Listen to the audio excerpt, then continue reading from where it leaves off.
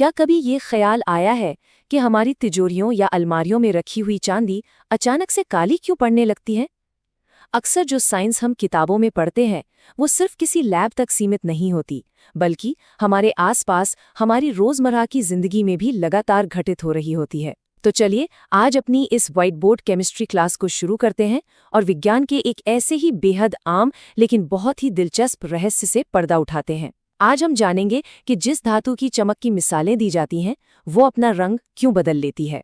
घरों में अक्सर ये देखा जाता है कि एक बिल्कुल नई चमकदार चांदी की अंगूठी या खूबसूरत सी पायल कुछ महीनों बाद अपनी वो पुरानी चमक खो देती है और उस पर एक कालापन आ जाता है।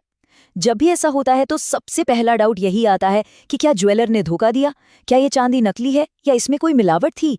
ये ख्याल आना बहुत ही नेचुरल है, लेकिन केमिस्ट्री के मुताबिक इसमें मिलावट का कोई रोल नहीं है, बल्कि हमारे चारों तरफ मौजूद हवा इसका असली कारण है। जी हाँ, ये कोई धोखा नहीं बल्कि एक पूरी तरह से नेचुरल केमिकल रिएक्शन है। आइए इस रहस्य को थोड़ा और करीब से डिकोड करते हैं। साइंस की भाषा में चांदी के इस तरह अपनी चमक खोने के प्रोसेस को टार्निशिंग या टार्निशिंग कहा जाता है। टार्निशिंग बेसिकली एक ऐसी केमिकल प्रक्रिया है जहां कोई धातु हमारे एटमॉस्फेयर में मौजूद गैसों के साथ सीधे रिएक्ट करती है। अब यहाँ एक बहुत ही मज़ेदार केमिस्ट्री का कॉन्सेप्ट है। आमतौर पर कई मेटल्स ऑक्सीजन के साथ बड़ी जल्दी रिएक्ट करते हैं, पर चांदी यानी सिल्वर ऑक्सीजन को कुछ खास भाव नहीं देती।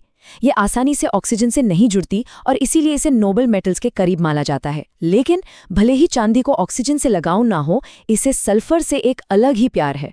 जब बात सल्फर की आती है तो चांदी रिएक्ट करने के लिए बिल्कुल तैयार रहती है। अब सवाल ये उठता है कि चांदी को ये सल्फर मिलता कहाँ से है। इसका जवाब हमारी हवा में ही छिपा है।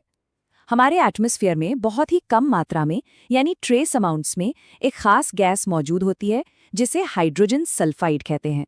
यही वो गैस है जो चांदी के काले पड़ने का मेन एटमॉस्फेरिक ट्रिगर है। एक डेली लाइफ कनेक्शन यहाँ बड़ा इंटरेस्टिंग है। जो इलाके हाईली पोल्यूटेड होते हैं या जहाँ इंडस्ट्रियल काम ज्यादा होता है, वहाँ हवा में सल्फर वाली गैसों की मात्रा काफ़ी बढ़ जाती है। यही वजह है कि ऐसे इलाकों में चांदी के गहने बहुत तेजी से टार्निश होते हैं। हवा में जितना ज्यादा सल्फर होगा, चांदी उतनी ही तेजी से रिएक्ट करेगी। चलिए इस पूरी प्रोसेस को एक व्हाइट बोर्ड इक्वेशन की तरह स्टेप बाय स्टेप समझते हैं। पहले स्टेप में हमारी सॉलिड चांदी, जिसका केमिकल सिंबल Ag है, हवा में मौजूद H2S गैस के कांटेक्ट में आती है। जैसे ही ये दोनों मिलते हैं, दूसरे स्टेप में एक शानदार केमिकल रिएक्शन ट्रिगर होती है। अगर हम इसे इक्वेशन में लिखें तो ये कुछ ऐसा होगा, 2Ag + H2S। और इसके रिजल्ट के तौर पर तीसरे स्टेप में दो नई चीजें बनती हैं, सिल्वर सल्फाइड Ag2S और हाइड्रोजन गैस H2। अब जो हाइड्रोजन गैस बनी है वो तो हवा में उड़ जाती है, लेकिन चांदी की सतह पर जो पीछे छूट जाता है वही हमारी इस पूरी कहानी का मेन हीरो है। ये जो नया कंपाउंड चांदी के ऊपर बना है ना, सिल्वर सल्फाइड Ag2S, इसका नेचुरल रंग ही गहरा काला होता है। तो प्रैक्टिकली चांदी अंदर से काली नहीं हो रही है, बल्कि उसके ऊपर इस सिल्वर सल्फाइड की एक बहुत ही पतली सी काली लेयर जम रही है। अब जब ये लेयर बन ही गई है तो इसे साफ करने की साइंस भी देख लेते हैं। घरों में हम अक्सर टूथपेस्ट से चांदी को रगड़कर साफ करते हैं। ये एक फिजिकल क्लीनिंग है जहाँ फ्रिक्शन से हम उस लेयर को घिसकर हटाते हैं।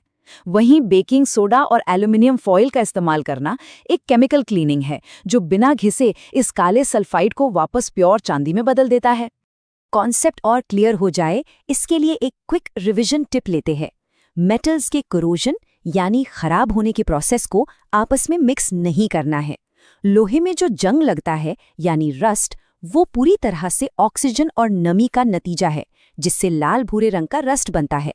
इसके बिल्कुल ऑपोजिट, चांदी के टार्निश होने के पीछे मेन रीजन सिर्फ सल्फर युक्त गैसें होती हैं।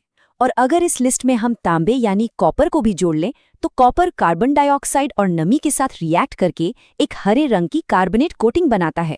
तो समरी एकदम सिंपल है, आयरन मतलब लाल रस्ट, सिल्वर मतलब ब्लैक टार्निश और कॉपर मतलब ग्रीन कोटिंग। तो फाइनली साइंटिफिक वर्डिक्ट बिल्कुल शीशे की तरह साफ है। पहली बात, हवा के कांटेक्ट में आने पर चांदी का काला पड़ना एक 100% नेचुरल और एक्सपेक्टेड फिनोमिना है। और दूसरी बात, ये कालापन किसी नकली मेटल या मिलावट की वजह से नहीं, बल्कि सिर्फ और सिर्फ सिल्वर सल्फाइड Ag2S की उस पतली लेयर के बनने के कारण होता है।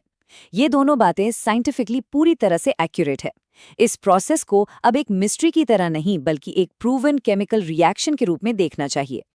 इस एक्सप्लेनेर के जरिए टार्निशिंग की ये दिलचस्प केमिस्ट्री तो पूरी तरह से डिकोड हो चुकी है। लेकिन सेशन को रैप अप करने से पहले दिमाग को थोड़ा और एक्टिव करने के लिए एक छोटी सी प्रैक्टिस चैलेंज लेते हैं।